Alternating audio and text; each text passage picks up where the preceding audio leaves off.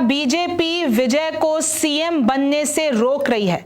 क्या विजय का शपथ ग्रहण रोका जा रहा है? और आखिरकार वो गवर्नर कौन हैं जो कि अड़े हुए हैं कि पहले तुम लोग नंबर्स लेकर आओ? और कैसे एनडीए नेताओं को यहां पर होटलों में कैद किया हुआ है, कैसे रिजॉर्ट पॉलिटिक्स शुरू हो गई है। रिमझिम के 5 पॉइंट्स में आसान भाषा में आपको यही समझना है। सबसे पहला पॉइंट, क्या बीजेपी रोक रही है विजय का शपथ ग्रहण? दूसरा है, कौन है वो गवर्नर जो कि अड़े हुए हैं कि पहले तुम नंबर्स लेकर आओ तभी मैं आगे जाने दूंगा या शपथ लेने दूंगा। तीसरा है, रिजॉर्ट में क्यों एनडीए नेताओं को कैद कर रखा है। चौथा है, आखिर बहुमत पर क्या कहता है संविधान। और पांचवा है कि राहुल और विजय अब सरकार कैसे बनाएंगे तमिलनाडु में, ये बड़ा सवाल है। नमस्ते, मेरा नाम रिमझिम जेठानी है और आप मेरा शो रिमझिम के 5 पॉइंट्स देख रहे हैं। ये आंकड़ा तो आपको पता ही है। आपको पता है कि तमिलनाडु में 234 कुल सीटें हैं। बहुमत का आंकड़ा 118 है। टीवीके को 108 सीटें आई हैं, डीएमके को 59, एआईएडीएमके को 47। अब क्योंकि विजय की जो पार्टी टीवीके है वो बहुमत से 10 कदम दूर है तो उनको साथ चाहिए था। तो टीवीके का साथ कांग्रेस ने दे दिया क्योंकि कांग्रेस के पास 5 विधायक हैं, लेकिन तब भी वो बहुमत का आंकड़ा नहीं पहुंच पा रहा है। देखिए, आसान शब्दों में बहुमत का आंकड़ा है 118, टीवीके और कांग्रेस के पास 112 है। एक सीट इसलिए कम हो जाती है 113 में क्योंकि विजय 2 सीट पर लड़े थे तो उनको एक सीट छोड़नी पड़ेगी। तो इन दोनों के पास विधायक कितने हैं? टीवीके और कांग्रेस गठबंधन कर लिया इन्होंने, इनके पास 112 हैं, बाकी बचे 6। अब ये 6 कहाँ से आएंगे? गवर्नर ने विजय को 2 बार लौटा दिया है भवन से ही कि पहले तुम लोग नंबर्स लेकर आओ, उसके बाद ही आगे बात बढ़ेगी, उसके बाद ही न्योता दिया जाएगा। 2 बार, एक बार नहीं, 2 बार लौटा दिया। हालांकि विजय ने कहा, देखिए हमारी बातचीत चल रही है दूसरे छोटे जितनी भी पार्टीज हैं, हम लोग साबित कर देंगे, आप हमको मौका तो दीजिए। लेकिन गवर्नर ने साफ कह दिया कि नहीं, पहले 118 के साइन दो, उनका अपना बहुमत साबित करो, उसके बाद ही आगे बढ़ेगी बात। अब राज्यपाल यानी कि गवर्नर का नाम क्या है? राजेंद्र विश्वनाथ आलेरकर। विजय को उन्होंने कहा कि पहले बहुमत साबित करो तभी हम लोग आगे की बात करेंगे। विजय ने 112 विधायकों का समर्थन पत्र सौंप दिया। आज शपथ ग्रहण होने वाली थी तमिलनाडु में, लेकिन उसको कैंसिल कर दिया गया, उसको टाल दिया गया। 7 मई है आज और आज शपथ ग्रहण था। कांग्रेस ने कहा कि भैया ये तो संवैधानिक ही नहीं है, आप कम से कम, क्योंकि विजय की सबसे बड़ी पार्टी बनी है टीवीके तमिलनाडु में, तो आप जनता का तो ऐसे अपमान मत करो। जनता ने चुनकर भेजा है टीवीके को, तो एटलीस्ट आप फ्लोर टेस्ट तो करवाओ। आप कैसे डिसाइड कर सकते हो भवन के कमरे के अंदर कि आप एलिजिबल हो कि नहीं हो? संविधान कहता है जो सबसे बड़ी पार्टी है उसको फ्लोर टेस्ट पे प्रूफ करना होगा। विजय कह रहे हैं कि आप हमको फ्लोर टेस्ट तक लेके जाओ, हम प्रूफ करेंगे, हम लेकर आएंगे। सरकारें सदन में तय होती हैं, ना कि लोक भवन में, ये कांग्रेस का कहना है। और जो इस वक्त गवर्नर कर रहे हैं वो ठीक नहीं है। और अब देखिए, भारत में गवर्नर की नियुक्ति कौन करता है? केंद्र सरकार। सवाल अब इसलिए ये आ जाता है कि क्या केंद्र में बैठी बीजेपी सरकार ये शपथ ग्रहण नहीं होने दे रही? क्यों आखिरकार गवर्नर रोक रहे हैं? क्या कोई दबाव है? क्या कोई चाल है? क्या फिर से चुनाव होगा? राहुल का दाव फेल करना है, क्योंकि राहुल तो तुरंत डीएमके को छोड़कर तुरंत टीवीके के साथ हो लिए कि हाँ चलो सरकार बनाते हैं, लेकिन अभी तक बहुमत ही नहीं आ पा रहा है। एआईएडीएमके के विधायक टूटेंगे। बात ऐसी चल रही है कि जो एनडीए गठबंधन है जिसमें बीजेपी और एआईएडीएमके है, तो एआईएडीएमके के नेताओं को कुछ को तोड़ लाओ। भाई अपन को तो 6 ही चाहिए, टीवीके तो कह रही है, तो टीवीके यहाँ तो कह रही है अगर छोटी पार्टियां नहीं मान रही है तो एआईएडीएमके के तोड़ लो। रिजॉर्ट में भेजे गए हैं एआईएडीएमके के विधायक, वो सारे पुडुचेरी चले गए। तकरीबन 28 विधायक हैं जिनको पुडुचेरी में रिजॉर्ट में बंद कर रखा है। इधर टीवीके ने भी अपने विधायकों को एक लग्जरी रिजॉर्ट में बंद कर दिया। टीवीके ने मामलापुरम में एक रिजॉर्ट में अपने एमएलए भेज दिए, तकरीबन 50। तो ये पूरा झोल चल रहा है। मैं आपको तस्वीरें दिखा देती हूँ कि इस तरीके से ये हैं गवर्नर। विजय गए थे उनके पास कि भैया मैं सबसे बड़ी पार्टी हूँ, यानी कि हम लोग सबसे बड़ी पार्टी हैं और हमारा आप हमको आगे बढ़ने दीजिए। लेकिन 2 बार मिले, समर्थन पत्र भी सौंपा गया, लेकिन गवर्नर ने कहा ना। ये है गवर्नर, इन्होंने कहा पहले 118 प्रूफ करो बहुमत का आंकड़ा, तभी आगे भेजे जाएंगे। और ये वो उस रिजॉर्ट की फोटो है पुडुचेरी वाले की, जहाँ पर एआईएडीएमके ने अपने नेताओं को रख रखा है। और देखिए, ये वो तस्वीर तब की है जब कांग्रेस ने विजय को जाके समर्थन दिया कि हम आपके साथ हैं। तमिलनाडु में कांग्रेस ने ये कहा क्योंकि सेक्युलरिज्म में मानती है टीवीके, इसलिए हम टीवीके के साथ हैं। और देखिए जो पीपल्स मैंडेट है, यानी उन्होंने चुन के भेजा है, वो बहुत ही क्लियर कट भेजा है, तो उसका अपमान किसी को भी नहीं करना चाहिए, ना गवर्नर को और ना ही किसी और को। इधर देखिए तमिलनाडु कांग्रेस कमेटी द्वारा रिपोस्ट किया जाता है सुप्रिया श्रीनेत का एक पोस्ट। सुप्रिया श्रीनेत लिखती है कि अब ये समय आ गया है कि हमको और आपको एक चर्चा करनी पड़ेगी, वो भी सीरियस डिबेट करनी पड़ेगी, रेलेवेंस ऑफ गवर्नर्स, कि आखिरकार राज्यपालों की रेलेवेंस क्या है। Why should the country continue to bear the burden of BJP puppets? Supriya Shrinate कह रही हैं कांग्रेस की कि ये जो गवर्नर्स हैं वो बीजेपी की कठपुतलियां हैं, और जैसे जैसे बीजेपी कहती है वैसे वैसे गवर्नर्स काम करते हैं, और अब कोई बीजेपी का ही एजेंडा है जो गवर्नर के द्वारा आगे बढ़ाया जा रहा है, और जो जनता ने चुन के टीवी को भेजा है विजय को आगे बढ़ने नहीं दिया जा रहा है, शपथ ग्रहण नहीं कराई जा रही, उनको मौका तक नहीं दिया जा रहा है कि आप फ्लोर टेस्ट पर जाओ और अपना बहुमत साबित करो। फिर देखिए कांग्रेस ने एक पत्र लिखा और कहा कि आप ये मत सोचिए कि हमने लालच में तमिलनाडु में स्टालिन का गठबंधन यानी डीएमके का गठबंधन तोड़कर हम टीवीके के पास आए, क्योंकि टीवीके ये बिलीव रखती है यूथ पॉलिटिक्स में, क्योंकि टीवीके सेक्युलरिज्म में बिलीव रखती है, तो इसलिए हम टीवीके के साथ आए हैं ताकि बीजेपी अपना फायदा ना उठाने लगे बीच में। तो इस तरीके से कांग्रेस ने कहा। ये वो पत्र है जो कि लोक भवन द्वारा जारी किया गया, और इसमें जो राजेंद्र विश्वनाथ आलेरकर हैं वो साफ कह रहे हैं कि तमिलनाडु में जो सबसे बड़ी पार्टी है वो अपना बहुमत साबित नहीं कर पा रही हैं। और देखिए इसी बीच में बीजेपी के नेता का बयान आता है कि गवर्नर तो एकदम ठीक कर रहे हैं, कोई कंफ्यूजन नहीं है, जब तक नंबर्स नहीं होंगे तो कॉन्स्टिट्यूशन भी ये कहता है कि आप अपनी सरकार नहीं बना सकते, पहले बहुमत साबित करो। फिर कमल हसन को गुस्सा आ गया। कमल हसन ने ये कहा कि आप याद कीजिए कि क्या हुआ था। सुप्रीम कोर्ट पहले ही कह चुका है एसआर बमई वाले केस में कि फ्लोर टेस्ट के लिए आपको मौका देना चाहिए, majority must be proven in the legislative assembly not in Raj Bhavan. Raj Bhavan के कमरों में बैठकर सरकार किसकी बनेगी डिसाइड नहीं हो सकता, बहुमत किसका है डिसाइड नहीं हो सकता, आपको फ्लोर टेस्ट कराना होगा। आप शपथ दिला दीजिए, 24 से 48 घंटों में फ्लोर टेस्ट कराइए, और अगर नहीं प्रूव कर पाते हैं विजय लेजिस्लेटिव असेंबली में यानी विधानसभा में, तो सरकार गिर जाएगी, आप या तो राष्ट्रपति शासन लगेगा या दोबारा चुनाव होंगे, लेकिन आप फ्लोर टेस्ट करवाने तो दीजिए, आप तो राजभवन से ही लौटा दे रहे हैं। और इनफैक्ट कमल हसन ने एमके स्टालिन की प्रशंसा भी की कि मेरे भाई स्टालिन ने ये कहा कि अभी अगर जनता ने चुना है विजय को तो उनको शपथ ले लेनी चाहिए, उनको सरकार बना लेनी चाहिए, हमको कोई आपत्ति नहीं है। अगर ऑपोजिशन को कोई आपत्ति नहीं है तो गवर्नर को क्यों आपत्ति है। इनफैक्ट जो प्रकाश राज हैं उन्होंने भी कहा कि गवर्नर का जो बिहेवियर है वो डिस्गस्टिंग है, अनएक्सेप्टेबल है, निंदनीय है और असंवैधानिक है। वी मे हैव डिफरेंसेस, हमारे बीच में डिफरेंसेस हो सकते हैं, पर विजय को मैंडेट मिला है, जनता ने चुनकर भेजा है। ऐसी पार्टी को जो 2 साल पहले आई हो, जनता ने प्यार किया है, और अब उनको फ्लोर टेस्ट पे नहीं जाने देना उनके साथ गलत बात है।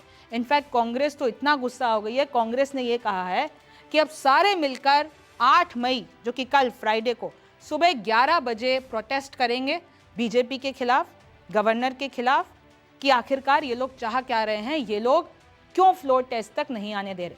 अब मैं आपको बताती हूँ कि आखिरकार वो गवर्नर कौन है और क्यों अड़े हुए हैं। तो देखिए गवर्नर मैंने आपको पहले ही बता दी, तस्वीर देखिए। मार्च 2026 में केरल के राज्यपाल राजेंद्र विश्वनाथ आलेरकर, और 2026 में जब ये केरल के राज्यपाल रहे तो उनको तमिलनाडु का भी अतिरिक्त कार्यभार सौंप दिया गया कि आप केरल के राज्यपाल तो हैं, आप तमिलनाडु के भी बन जाइए। अब इनका थोड़ा सा मैं आपको इतिहास बताती हूँ। जन्म हुआ 1954 में गोवा के पणजी शहर में।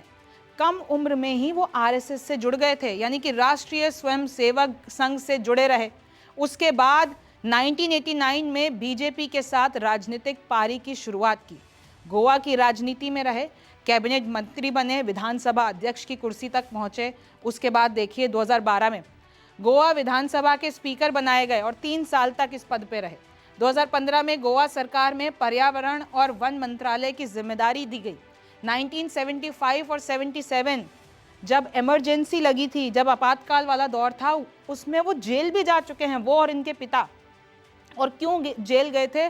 क्योंकि आरएसएस के साथ आंदोलन में जाते थे और आवाज़ उठाते थे और उसमें फिर उनको जेल हो गई। 2021 से 2023 तक हिमाचल प्रदेश के 21वें राज्यपाल रहे। 2023 से 2025 तक बिहार के 29वें राज्यपाल के रूप में कार्य किया। फिर 2025 को केरल के 23वें राज्यपाल बने और 12 मार्च 2026 को तमिलनाडु के राज्यपाल बन गए। तो इनका आरएसएस से पुराना नाता है, बीजेपी के बहुत मतलब राजनीति करते हुए आए हैं। अब तीसरा पॉइंट हमारा यह है कि रिजॉर्ट में आखिरकार एनडीए के नेताओं को क्यों रख रखा है, यानी कि एआईएडीएमके के नेताओं को क्यों रख रखा है। पुडुचेरी के रिसोर्ट में एआईएडीएमके के 28 विधायक कैद हैं। द शोर त्रिशम करके रिजॉर्ट है, वहां पर कमरे बुक किए गए हैं। डीएमके, अच्छा अब एक दूसरी जो चीज़ चल रही है जिससे विजय की पार्टी को डर लग रहा है वो ये है कहीं ऐसा ना हो कि विजय ने जो दो बड़ी पार्टियों को हराया है, एक तरफ है डीएमके जिसकी 59 सीट्स हैं और दूसरी तरफ है एआईएडीएमके जिसकी 47 सीट्स हैं, उनके बीच में गुप्त तरीके से बातचीत हो रही है कि विजय को हटाओ। हम दोनों जो कि धुर विरोधी हैं, एक कांग्रेस गठबंधन है, एक बीजेपी गठबंधन है, और ये दोनों पार्टियां सोच रही है कि हम गुप्त बातचीत करके हम दोनों साथ आ जाते हैं। फिर सीपीआई, सीपीएम और वीसी के नेताओं की चेन्नई में बैठक हो रही है। ये लोग ये सोच रहे हैं कि विजय को समर्थन देना है या एआईएडीएमके के साथ चले जाना है या डीएमके के साथ चले जाना है। बहुत कुछ चल रहा है इस वक्त तमिलनाडु में। 3 सिनेरियो हो सकते हैं। सबसे पहला सिनेरियो ये हो सकता है, देखिए कुल सीटें 234, बहुमत का आंकड़ा 118। सिनेरियो नंबर 1 ये है कि टीवीके के पास 107 विधायक है, सीटें 108 जीती हैं, लेकिन क्योंकि विजय 2 सीटों पर लड़े थे तो वो एक कम हो जाती है, एक सीट उनको छोड़नी पड़ेगी। तो टीवीके के पास 107, कांग्रेस ने समर्थन दे दिया है, 5 जोड़ लीजिए। पीएम के अगर समर्थन दे देती है, लेफ्ट अगर इनको समर्थन दे देती है, वीसी के इनको समर्थन दे देती है, तो इनके पास कुल 122 हो जाते हैं। तो इजीली टीवी के यानी कि विजय सीएम बन सकते हैं। अब दूसरा सिनेरियो क्या होगा, ये जो डीएमके और एआईएडीएमके की गुपचुप बात चल रही है, डीएमके के पास 59 है, एआईएडीएमके के पास 47 है। अब बीजेपी और कांग्रेस तो साथ आने से रहे, तो ये फिर जो छोटी छोटी पार्टियां हैं अगर इस वाले गठबंधन को समर्थन दे देती है तो इनके पास एग्जैक्ट 118 आ जाते हैं। तो एक दूसरा सिनेरियो ये है सरकार बनने का। तीसरा सिनेरियो ये है कि टीवीके जिसके पास 107 है, एआईएडीएमके अपने सारे नेता लेके पहुंच जाए टीवीके को समर्थन देने के लिए 47, तो कुल आ जाते हैं 154, जो कि बहुमत के आंकड़े के बहुत ज़्यादा हैं। तो ईजिली सरकार बन जाएगी और कांग्रेस ऐसा होने नहीं देना चाहेगी। अगर एआईएडीएमके टीवीके के साथ हो ली तो फिर पीछे से बीजेपी भी, क्योंकि बीजेपी का तो गठबंधन है एआईएडीएमके के साथ, तो बीजेपी और एआईएडीएमके साथ में आएंगे। फिर तो सत्ता किसकी रहेगी, बीजेपी की। और अभी किसकी रहेगी, अगर टीवीके और कांग्रेस अगर सिनेरियो नंबर 1 देखें तो तमिलनाडु में कांग्रेस गठबंधन की सरकार होगी। राहुल और विजय की जोड़ी वैसे ही फेमस है, तो अभी ये 3 सिनेरियो होते हुए दिख रहे हैं। लेकिन देखिए आखिर बहुमत पर संविधान क्या कहता है, ये भी आपको जान लेना ज़रूरी है। अब या तो गवर्नर, देखिए एक रूल होता है चुनाव पूर्व गठबंधन, प्री पोल अलायंस, कि जो अभी सिनेरियो बन रहा है, विजय आए और बोले कि ये पार्टियां हमको साथ दे रही है, ये लो हमारा बहुमत का आंकड़ा और हमारी सरकार बनवाओ। सबसे ज़्यादा अगर वो भी नहीं हो पा रहा है, क्योंकि अभी इस वक्त में वो पूरा समर्थन, क्योंकि ये जो छोटी मोटी पार्टियां हैं वो अभी भी फैसला ही ले रहे हैं, उन्होंने अभी लिखित में नहीं दिया है। एक तरीके से वर्बली कह दिया है कि विजय को समर्थन कर देंगे, लेकिन लिखित में नहीं दे रहे हैं। लिखित में अभी मात्र कांग्रेस ने दिया है और वो काफ़ी नहीं है गवर्नर के लिए। अब दूसरा सिनेरियो ये होगा कि सबसे ज़्यादा सीटें जीतने वाली पार्टी को मौका दिया जाए। संविधान कहता है कि अगर सबसे बड़ी पार्टी है तो उसको फ्लोर टेस्ट तक लाया जाए, विधानसभा में बिठाया जाए और कहा जाए कि अब अपना बहुमत साबित करो। और आपको पता है ना, विधानसभा में बहुमत साबित करना कैसा होता है कि अगर कुछ विधायक एब्सेंट रहे तो बहुमत का आंकड़ा नीचे आ जाएगा, और अगर ऐसा हो जाता है तो विजय आसानी से अपना बहुमत साबित कर पाएंगे, लेकिन उनको मौका मिलना चाहिए बशर्ते। तीसरा है चुनाव बाद का गठबंधन, पोस्ट पोल अलायंस जिसे कहते हैं। फिर देखिए, जो मैं कमल हसन भी जिस चीज़ के बारे में बात कर रहे थे, 1994 में एससी का एसआर बोमई बनाम भारत संघ का फैसला था और उसमें ये कहा था परीक्षण केवल विधानसभा के पटल यानी फ्लोर टेस्ट पर होना चाहिए, राजभवन के कमरों में ये तय नहीं करना चाहिए, जो कि गवर्नर करने का इस वक्त प्रयास कर रहे हैं। और इससे खतरा क्या होता है, अगर आपने बहुमत साबित करने के लिए सबसे बड़ी पार्टी है या दूसरी पार्टी उनको ज़्यादा वक्त दे दिया तो फिर हॉर्स ट्रेडिंग का खतरा यानी खरीद फरोख्त, इसलिए रिजॉर्ट पॉलिटिक्स होती है। फिर किसी ने फिर बीजेपी आया और इधर उधर से पैसे वैसे दे के, या कांग्रेस आए पैसे वैसे दे के, डीएमके, एआईएडीएमके, टीवी के सब पैसे वैसे दे के कुछ भी कर ले। बहुत लंबा समय देने से ये चुनौती हो जाती है रिजॉर्ट पॉलिटिक्स की। अगर आपने 15 से 30 दिन दे दिया, और पहले ही ये सब देखा जा चुका है। कर्नाटक में 2018 और महाराष्ट्र में 2019 में क्या हुआ था, यही सब कुछ हुआ था ना, रिजॉर्ट पॉलिटिक्स कर्नाटक की, महाराष्ट्र की। आप भूले नहीं होंगे कि रातों रात कैसे सबने सीएम पद की शपथ ली थी। शपथ दिलाते ही 24 से 48 घंटों के भीतर फ्लोर टेस्ट कराओ। ज़्यादा समय दे दोगे तो ये लोग अपनी चालें लगा लेंगे पीछे से। गोवा और मणिपुर 2017 में ये देखा गया कि कांग्रेस सबसे बड़ी पार्टी बनी, लेकिन बहुमत के दूर थी। लेकिन गवर्नर ने क्या किया, बीजेपी और छोटे दलों को पहले मौका दे दिया सरकार बनाने के लिए। फिर तुरंत ये लोग गए कोर्ट और फिर इस चीज़ को पलटवाया।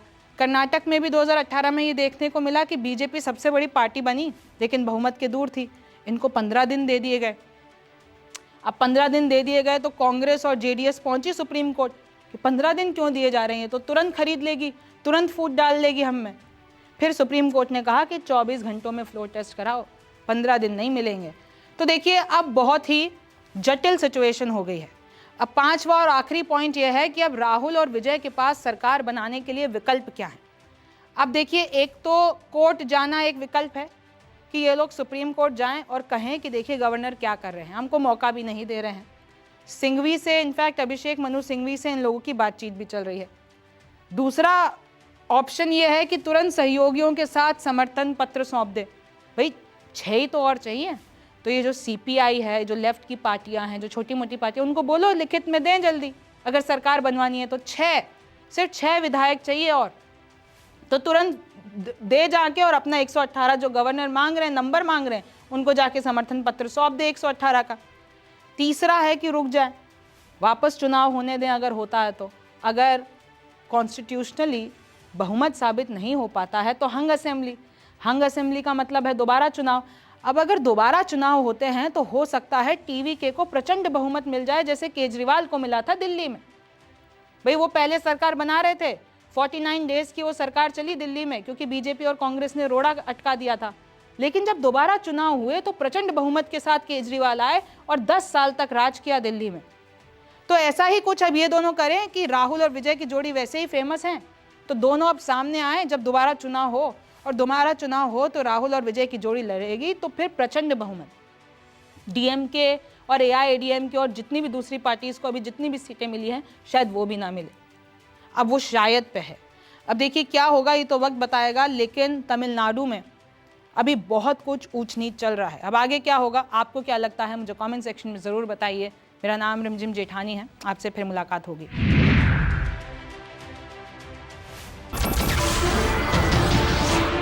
नमस्कार, मैं हूं मानक गुप्ता।